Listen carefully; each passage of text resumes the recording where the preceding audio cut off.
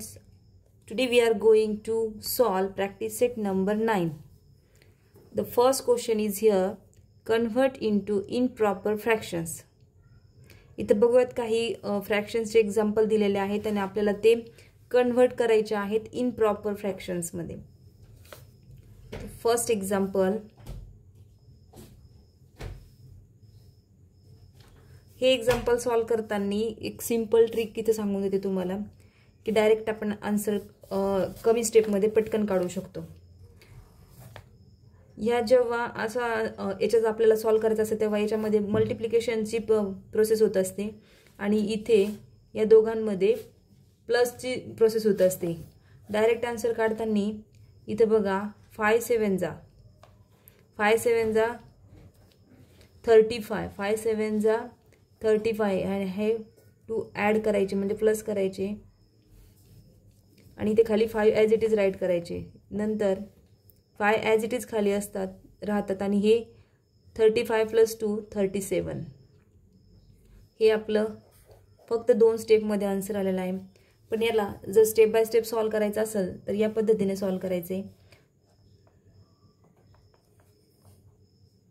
7 2/5 याचं सॉल्व करताना as it is right करून घेणार आहोत याला असंच.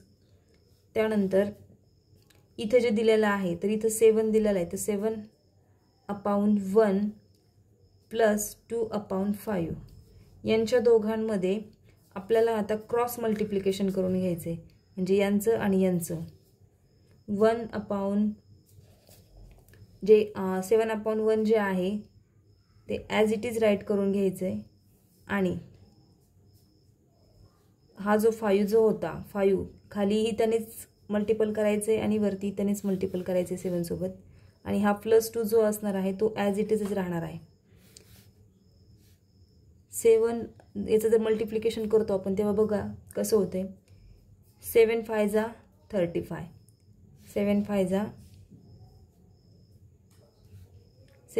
35 1 5 जा 5 आणि +2/5 म्हणजे यांची परत ॲडिशन करायची आपल्याला. 35 + 2 = 37/5 म्हणजे सेम हेच आलं आहे आन्सर, फक्त स्टेप्स वाढतात या पद्धतीने सॉल्व करायला. तुम्ही या पद्धतीने सॉल्व करू शकता, या पद्धतीने पण सॉल्व करू शकता. नेक्स्ट एक्झाम्पल बघूयात. 5 1/6. तर मी एक सिंपल ट्रिकनेच तुम्हाला सांगणार आहे. 6 5 जा 30 आणि हा +1 करायचा आहे 1. हा 6 ॲज इट इज बेस जो आहे तो ॲज इट इज घ्यायचा = 6 30 and 31 30 + 1 31. आन्सर आलं आहे आपल्या इथं 31/6. सिंपल वेने आपण त्याला डायरेक्ट करू शकतो.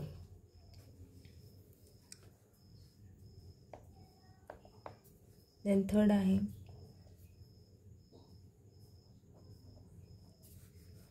इथं जर या पद्धतीने पण आपण त्याची मांडणी करू शकतो.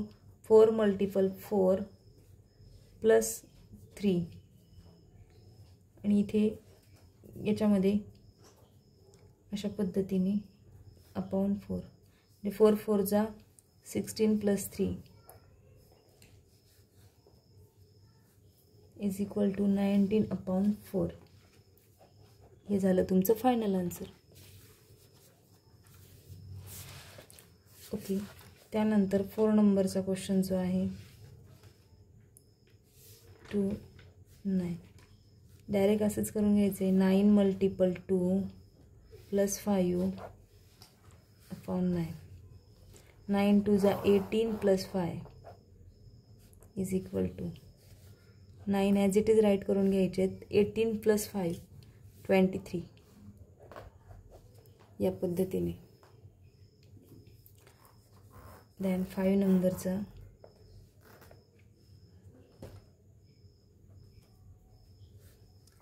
1 × 1 + 5 and 1 ॲज इट इज. 1 × 1 म्हटल्यानंतर 1च राहणार +5 = 6/1 या पद्धतीने.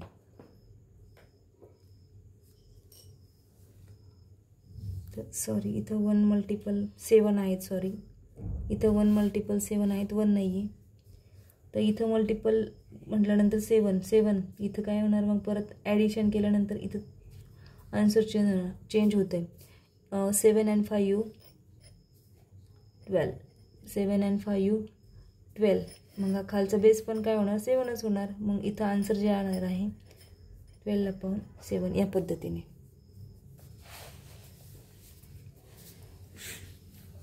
त्यानंतर सॉल्व करूयात question number 2. Convert into mix number.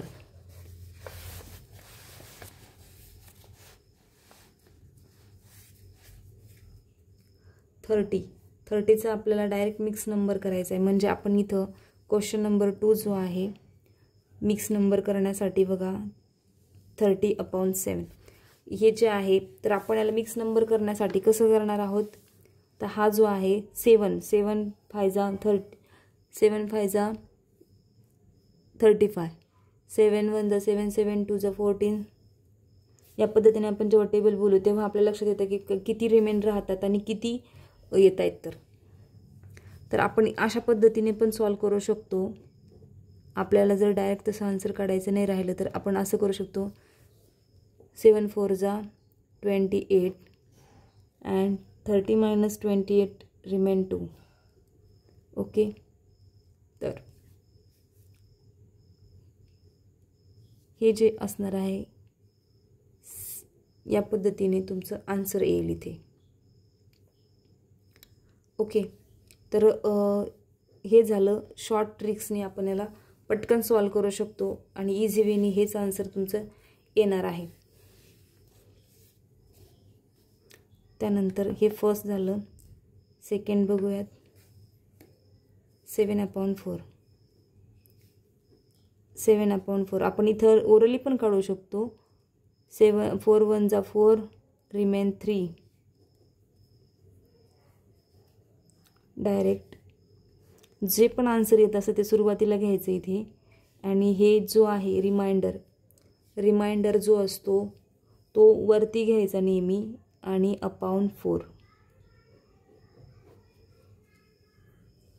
या पद्धतीने आपण हेही सॉल्व करू शकतो. ओके, त्यानंतर थर्ड नंबरचं बघा जो आहे 15/12.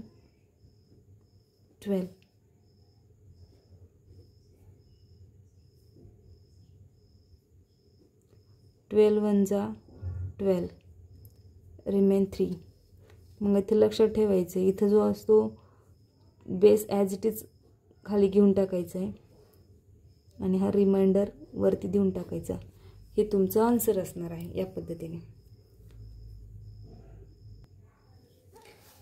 त्यानंतर पुढचं एक्झाम्पल सॉल्व करूयात.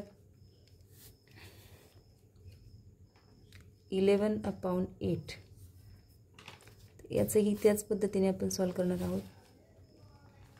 8 1 जा 8 रिमेन 0 3. तर हा जो बेस आहे तो नेहमी खाली लिहून घ्यायचा. जो आन्सर आहे ते वरती लिहायचं आणि हे जे आहे इथं रिमाइंडर नेहमी वरती लिहायचा आणि जो आहे इथे जो शिल्लक राहणार आहे हे इथे लिहून घ्यायचं.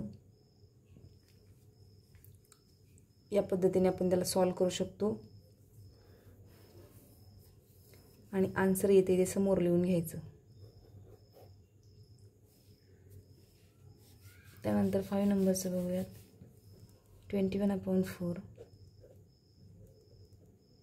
4 5 जा 20 रिमेन 1.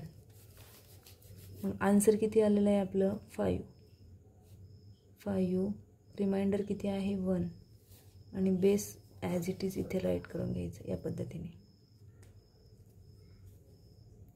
6 नंबरचं सॉल्व करूयात. इथे जे 6 नंबर दिलेला आहे आता याचं आपल्याला परत हे इथलं 6 नंबर 20/7 7 1 जा 7 7 2 जा 14 7 2 जा 14 20 मायनस 14 इज इक्वल टू 16. सगळ्यांना माहिती बेस अगोदर खाली राईट करून घ्यायचं, जे आन्सर येते ते इथे राईट करायचे आणि जे रिमाइंडर असते ते वरती राईट करायचे. या पद्धतीने आपण आन्सर सॉल्व करू शकतो. 6/7 हे आपलं फायनल आन्सर आलेलं आहे. ओके, त्यानंतर थर्ड नंबरचा जो क्वेश्चन आहे तो बघूयात. If 9 kg rice is shared amongst 5 people, how many kilograms of rice does each person get? आता इझी आहे हे. याला काय करणार आहोत आपण, 9 kg राईस, किती kg राईस आहे मी डायरेक्ट सॉल्व करते. 9 kg राईस किती लोकांमध्ये केलेला आहे तो, 5 people. मग how many rice does each person get, म्हणजे प्रत्येकाला किती येणार, तर सेम आपल्याला या पद्धतीने सॉल्व करायचं आहे त्याला. 5 and 9, 5 1 जा 5, रिमेन 4. आता सगळ्यांनाच माहीत आहे की आपण अगोदर जो बेस आहे तो काय करणार आहोत, तो खाली ॲज इट इज राईट करायचा आहे, जे आन्सर येते ते वरती करायचे आणि जे शिल्लक राहणार आहे ते आपल्याला रिमाइंडर इथं राईट करून ठेवायचं आहे. या पद्धतीने हे झालं आपलं फायनल आन्सर. म्हणजे एका पर्सनला किती भेटणार आहे, 1 4/5 एवढं प्रत्येक पर्सनला तिथं भेटणार आहे राईस. इथं पण बघा सेकंड जे एक्झाम्पल आहे थर्ड क्वेश्चनमधलं, हे झालं फर्स्टचं.